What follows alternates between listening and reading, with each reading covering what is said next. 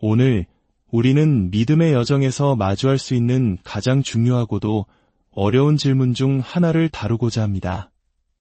빛과 어둠, 진실과 거짓이 뒤섞인 이 시대에 우리는 어떻게 참된 하나님의 음성과 거짓된 속삭임을 분별할 수 있을까요? 이 메시지가 누군가에게 등불이 될 수 있다고 믿으신다면 하나님의 은혜를 나누는 마음으로 이 이야기를 공유해 주십시오. 저희 채널을 구독하시면 이처럼 깊이 있는 신앙의 여정을 함께 걸어가실 수 있습니다. 진리를 찾는 모든 분들에게 하나님의 평강이 함께하기를 기도합니다. 성경 고린도후서 11장은 우리에게 충격적인 경고를 전합니다. 이것은 이상한 일이 아니니라 사탄도 자기를 광명의 천사로 가장하나니 그러므로 사탄의 일꾼들도 자기를 의의 일꾼으로 가장하는 것이 또한 대단한 일이 아니니라. 그들의 마지막은 그 행위대로 되리라. 사탄이 빛의 천사로 자신을 꾸미고 그의 일꾼들이 그리스도의 사도인 척화면을 쓴다는 이 말씀은 오늘날 우리에게 깊은 통찰을 줍니다. 그들이 예수님께 삶을 드렸다는 의미가 아닙니다. 그것은 우리를 속이기 위해 쓴 가면일 뿐입니다. 그들의 끝은 그들의 행위에 따라 심판받을 것이라고 성경은 분명히 말하고 있습니다. 지금 우리는 영적으로 거대한 흔들림의 시기를 지나고 있습니다. 어떤 이들은 이를 폭로의 시대라고 부를지도 모릅니다. 하지만 이것은 단순히 사탄의 계략이 드러나는 것을 넘어 하나님의 빛이 어둠 속에 감춰졌던 것들을 밝히 드러내시는 시간입니다. 한 사람의 삶에 맺힌 열매가 무엇인지 명확하게 보여주는 시간인 것입니다. 특히 소셜미디어와 인터넷으로 모든 것이 연결된 오늘날 우리는 화면 너머의 목회자가 어떤 사람인지 강단 뒤에서 그의 성품이 어떠한지 알기 어렵습니다. 그래서 하나님께서는 때로 수면 위로 어떤 사건들을 드러내심으로써 그들의 본 모습을 볼 수 있는 기회를 주십니다. 하지만 사탄은 이 기회를 놓치지 않습니다. 교회의 부패와 거짓 선지자들의 실체가 드러날 때 많은 사람들이 이제 더 이상 교회는 믿을 수 없어 차라리 집에서 혼자 믿는 게 낫겠어라고 생각하며 교회를 떠나게 만드는 것이 바로 사탄의 전략입니다. 성경은 형제들과의 모임을 저버리지 말라고 가르칩니다.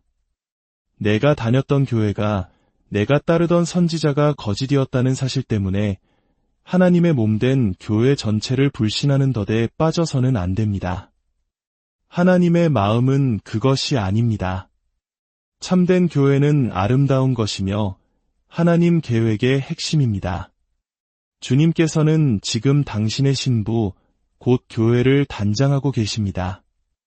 지금의 흔들림은 바로 그 정화 과정의 일부입니다. 순수하지 않은 것, 오염된 것들을 뿌리 뽑아내시는 하나님의 손길입니다. 오늘 우리가 나눌 모든 이야기는 전적으로 성경, 즉 하나님의 말씀에 기초할 것입니다. 어떤 이들은 성경이 하나님께서 하시는 모든 말씀의 전부는 아니라고 생각할 수 있습니다. 맞습니다.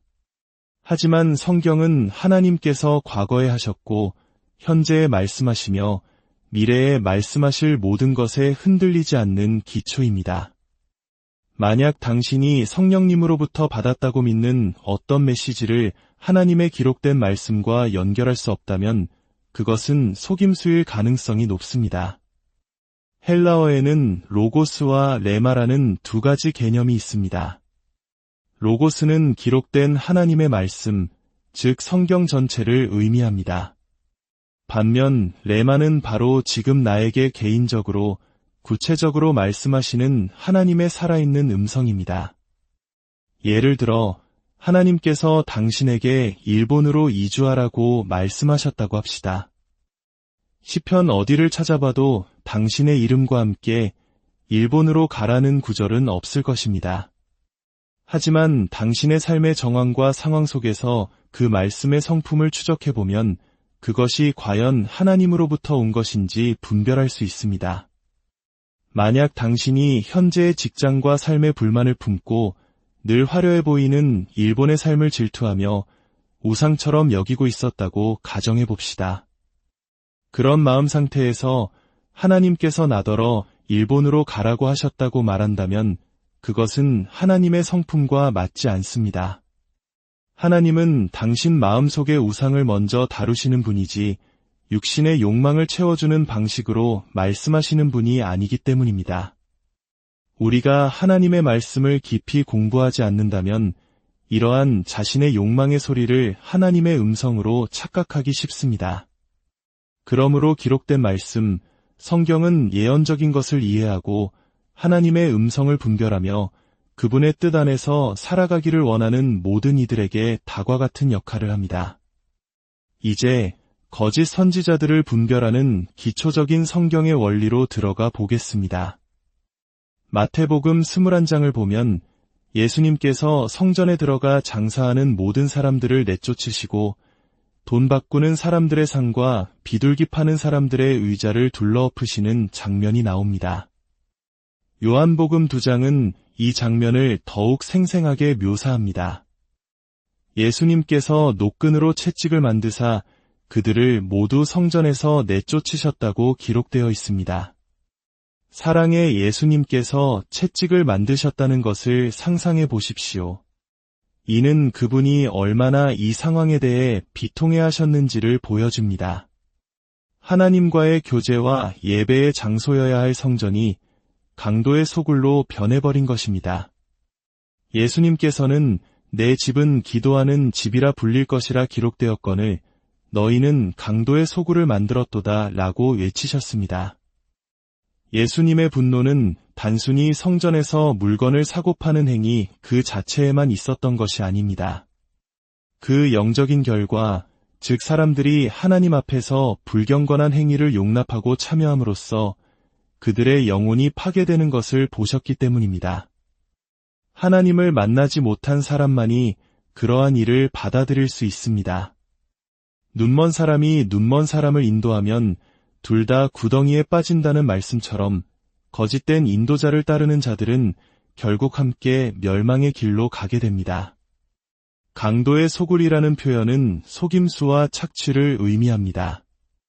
영적인 세계에서 도둑은 누구입니까? 바로 사탄입니다. 요한복음 10장 10절은 도둑이 오는 것은 도둑질하고 죽이고 멸망시키려는 것뿐이라고 말합니다. 사탄의 첫 번째 목표는 하나님과의 진실한 관계를 훔치는 것입니다. 그것을 잃으면 우리는 믿음과 진리, 신념을 모두 도둑맞고 결국 파멸에 이르게 됩니다. 그런데 놀라운 일이 벌어집니다. 예수님께서 성전의 부패를 청소하신 바로 그 자리에서 마태복음 21장 14절은 맹인과 저는 자들이 성전에서 예수께 나아옴에 고쳐주시니 라고 기록합니다. 이것은 우연이 아닙니다.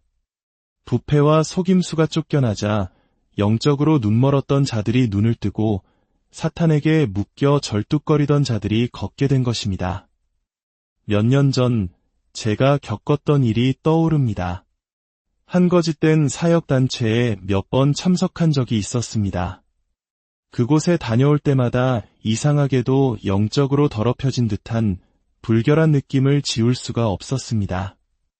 마치 영적인 샤워가 필요한 것처럼 집에 돌아와 찬양을 틀고 기도하며 마음을 다시 바로잡아야 했습니다. 처음에는 그곳이 거짓이라고 믿고 싶지 않았습니다. 그러던 어느 날 밤 주님께서 제게 꿈을 보여주셨습니다. 그 단체에 다니는 한 친구를 구해내라는 경고였습니다. 꿈속에서 저는 차를 몰아 그 교회가 있는 거대한 부촌으로 들어갔습니다. 그곳은 겉보기에는 호화로운 집들로 가득 차 아름다웠지만 저는 꿈속에서 직감적으로 알았습니다. 그 사역에 완전히 소속된 사람들은 누구도 그곳을 빠져나갈 수 없다는 것을요. 그들은 자신들의 삶에 보이지 않는 한계와 제약이 있다는 사실조차 깨닫지 못하고 있었습니다. 제가 교회에 도착했을 때 제 친구는 긴 줄에 서 있었습니다. 그 교회의 선지자와 그의 영적 아버지가 제 친구의 발을 보며 말했습니다. 저 아이의 발을 봐. 장차 큰 일을 할 발이야. 우리가 저 능력을 빼앗아야 해. 그들은 친구의 운명을 훔쳐 자신들의 사역을 키우는데 사용하려 했던 것입니다. 저는 즉시 친구를 차에 태우고 그곳을 빠져나왔습니다. 잠에서 깨어 기도하자 성령님께서는 제게 그 교회에서 곧 세족식이 있을 것이며 그것이 영적인 위장일 뿐 실제로는 사람들을 묶어두려는 악마적인 의식이라는 것을 알려주셨습니다. 예수님께서 제자들의 발을 씻기신 성스러운 행위를 흉내내어 사람들의 운명을 훔치려는 계략이었던 것입니다. 저는 즉시 친구에게 전화해 그곳을 떠나라고 경고했습니다. 며칠 후 그 친구는 페이스북 라이브를 통해 그 교회에서 실제로 세족식이 열리는 것을 보았고 제게 전화해 소스라치게 놀라며 고맙다고 말했습니다. 그곳에 모인 사람들은 자신들이 주님을 섬기고 있다고 생각했지만 실상은 악마적인 속임수에 깊이 빠져들고 있었던 것입니다. 그렇다면 거짓 선지자들은 왜 존재하는 것일까요? 사탄에게 가장 큰 위협은 바로 예수 그리스도를 진실로 믿는 성도입니다. 9살 어린 아이가 가진 순수한 믿음이 수십 년간 흑마법을 연마한 마법사보다 영적으로 훨씬 더 강력합니다. 사탄은 결코 교회를 무너뜨릴 수 없다는 것을 압니다. 예수님께서 친히 세우시는 것을 막을 수 없기 때문입니다. 그래서 사탄은 전략을 바꿉니다. 이길 수 없다면 합류하여 내부에서부터 무너뜨리는 것입니다. 사탄은 어떤 사람들은 다른 종교나 뉴에이지 혹은 신비주의로는 절대 유혹할 수 없다는 것을 압니다. 오직 예수의 이름을 말할 때만 반응하는 사람들이 있다는 것을요. 그래서 그는 가면을 씁니다. 우리처럼 말하고 우리처럼 기도하며 우리처럼 예수님께 영광을 돌리는 척합니다. 고린도후서 11장의 말씀처럼 거짓 사도들은 자신들을 그리스도의 사도로 가장합니다. 심지어 유의 일꾼으로 변신합니다. 그들의 목표는 단 하나, 바로 속임수입니다. 당신은 그리스도를 섬기고 있다고 생각하지만 그들의 사역 아래에서 실제로는 사탄을 섬기고 있는 것입니다. 영화 아바타에서 인간들이 나비족의 모습을 하고 그들 사이에 침투하여 결국 그들을 착취하려 했던 것처럼 말입니다. 겉모습은 같아도 그 본질은 전혀 다릅니다. 그렇다면 우리는 이들을 어떻게 분별할 수 있을까요? 여기에 성경이 제시하는 몇 가지 명확한 기준이 있습니다. 첫째, 그들의 열매로 그들을 알 수 있습니다. 마태복음 7장 15절은 거짓 선지자들을 삼가라 양의 옷을 입고 너희에게 나아오나 속에는 노략질하는 일이라 그의 열매로 그들을 알지니라고 말씀합니다. 하나님은 당신 위에 무언가를 세우시기 전에 먼저 당신이라는 사람을 세우십니다. 당신의 성품을 다듬고 마음을 만지십니다. 한 사람의 삶에 맺히는 성령의 열매, 즉 거룩함과 사랑, 온유와 절제와 같은 성품이 바로 참된 사역자의 증거입니다. 반면 거짓 선지자들은 경건의 모양은 있으나 경건의 능력은 부인합니다. 그들의 삶에서는 결국 성적인 타락, 탐욕, 분열과 같은 사탄의 열매가 드러나게 되어 있습니다. 둘째, 위대한 표적과 기사가 참된 선지자의 증표는 아닙니다. 마태복음 24장 24절은 거짓 그리스도들과 거짓 선지자들이 일어나 큰 표적과 기사를 보여 할 수만 있으면 택하신 자들도 미혹하리라고 경고합니다. 많은 사람들이 예수의 이름으로 저런 놀라운 기적을 행하는데 어떻게 거짓일 수 있겠어? 라고 생각하며 혼란에 빠집니다. 하지만 기억하십시오. 사탄은 하늘에서 쫓겨날 때 그의 능력을 잃지 않았습니다. 그는 여전히 초자연적인 일을 흉내낼 수 있습니다. 사탄이 행하는 기적이나 치유에는 반드시 대가가 따릅니다. 그는 결코 공짜로 무언가를 주지 않습니다. 거짓 사역을 통해 병이 나았다고 느낄 수도 있습니다. 하지만 그것은 더 작은 귀신을 내보내고 더 강력한 귀신을 들여보내는 사탄의 속임수일 수 있습니다. 당장은 문제가 해결된 것처럼 보이지만 결국 더 깊은 영적 속박으로 이끄는 덫입니다.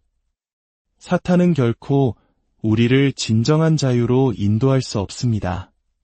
셋째, 거짓 선지자들은 거짓된 교리를 가르칩니다.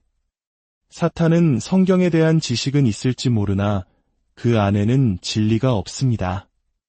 그는 언제나 자신의 목적을 위해 말씀을 교묘하게 왜곡하고 비틉니다. 마치 광야에서 예수님을 시험할 때 시편 91편을 인용했지만 내 모든 길에서 너를 지키게 하심이라는 핵심 구절을 의도적으로 빼놓았던 것처럼 말입니다. 거짓 교리는 항상 육체의 욕망을 정당화하고 죄에 대해 안주하게 만들며 성경의 전체적인 가르침과 모순됩니다. 그들은 이것은 너무 깊은 영적인 비밀이라 이해하기 어렵다고 말하며 사람들을 혼란스럽게 만들지만 진정한 복음은 단순하며 명료합니다. 예수님의 가르침은 언제나 듣는 이들이 이해할 수 있도록 비유와 실생활의 예시로 가득했습니다. 넷째, 거짓 선지자는 예수님이 아닌 자기 자신을 가리킵니다.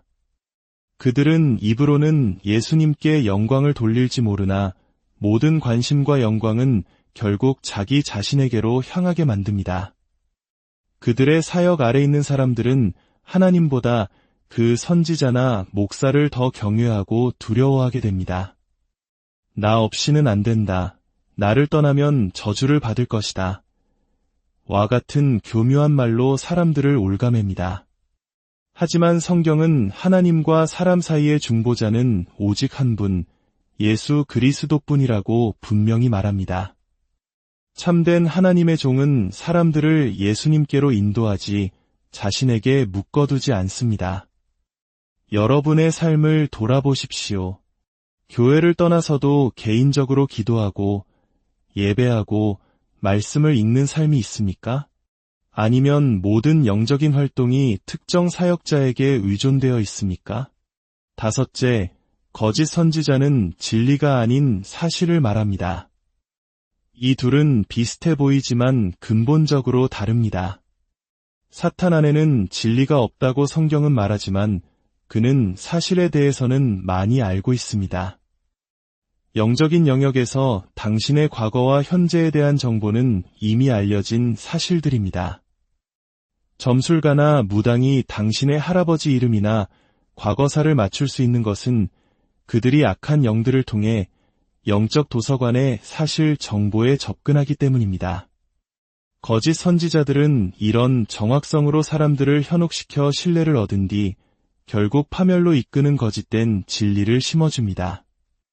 하지만 참된 예언, 즉 진리는 성령의 영감으로 말미암은 것이며 그 목적은 항상 우리를 회개와 거룩함, 그리고 의의 길로 인도하는 데 있습니다. 사탄과 악한 영들은 수천 년간 인류를 관찰해온 빅데이터 전문가와 같습니다. 그들은 당신의 혈통, 성격, 약점 등 모든 정보를 이용해 당신의 미래를 예측할 수 있습니다. 하지만 그것은 예언이 아닌 예측일 뿐입니다. 사람을 변화시키고 생명을 주는 힘이 없습니다. 그러므로 누군가 당신에 대해 많은 것을 안다고 해서 무조건 신뢰하지 마십시오. 성경이 말하는 분별의 기준은 정확성이 아니라 열매입니다. 마지막 여섯째, 참된 선지자의 사역은 섬김의 특징이 있지만 거짓 선지자는 이득을 추구합니다. 마태복음 10장 8절에서 예수님은 너희가 거저 받았으니 거저 주라고 명령하셨습니다. 치유와 기적, 축사는 하나님의 은혜를 나타내는 통로이지 돈을 벌기 위한 수단이 아닙니다. 거짓 선지자들은 사람들이 은혜를 체험하는 감격적인 분위기를 이용해 사업의 돌파구를 원한다면 씨앗을 심으십시오. 결혼하고 싶다면 헌금하십시오라며 금전적 이득을 취합니다. 이런 방식은 결국 영광을 예수님이 아닌 돈이나 물질, 즉 내 능력으로 돌리게 만듭니다. 성령님의 사역은 언제나 예수님을 영화롭게 하는 것입니다. 만약 어떤 환경이 예수님께 영광을 돌리지 않고 오히려 인간적인 거래나 조건을 내세운다면 그것은 하나님으로부터 온 것이 아닙니다. 사랑하는 여러분, 이 메시지는 교회를 향한 두려움이나 불신을 조장하기 위함이 아닙니다. 오히려 우리에게 분별의 지혜를 주어 양의 탈을 쓴 이리들에게서 자신과 가족을 보호하고 더욱 굳건하게 참된 교회를 세워나가도록 돕기 위함입니다. 요한일서 4장 1절은 말합니다. 사랑하는 자들아, 영을 다 믿지 말고 오직 영들이 하나님께 속하였나 분별하라. 많은 거짓 선지자가 세상에 나왔음이라. 세상에는 많은 거짓 선지자들이 있습니다. 그들은 아프리카에도 아시아에도 아메리카에도 전 세계에 흩어져 있습니다. 이것은 특정 인물이나 단체에 대한 이야기가 아닙니다. 그것은 영에 대한 이야기입니다. 그러므로 우리는 사람을 보는 것이 아니라 그 배후의 영을 분별해야 합니다. 여러분의 마음을 지키십시오. 하나님의 말씀 위에 굳게 서십시오. 그리고 항상 그들의 삶에 맺히는 열매를 살피십시오. 이제 함께 기도하겠습니다. 하나님 아버지, 오늘 우리에게 분별의 지혜를 주심에 감사합니다. 이 혼란한 시대 속에서 저희의 영적인 눈을 열어주시어 빛의 천사로 가장한 사탄의 괴계를 꿰뚫어 보게 하옵소서. 저희가 사람의 말이 아닌 오직 살아있는 하나님의 말씀 위에 굳건히 서게 하시고 겉모습이나 기적이 아닌 거룩한 성품의 열매로 참된 주님의 종을 알아보게 하옵소서. 거짓된 가르침으로부터 저희 마음을 지켜주시고 어떤 상황 속에서도 오직 주 예수 그리스도께만 모든 영광을 돌리는 삶을 살게 하여 주시옵소서. 이 말씀을 듣는 모든 심령 위에 주님의 보호하심과 평강이 넘치기를 우리를 구원하신 예수 그리스도의 이름으로 기도드립니다.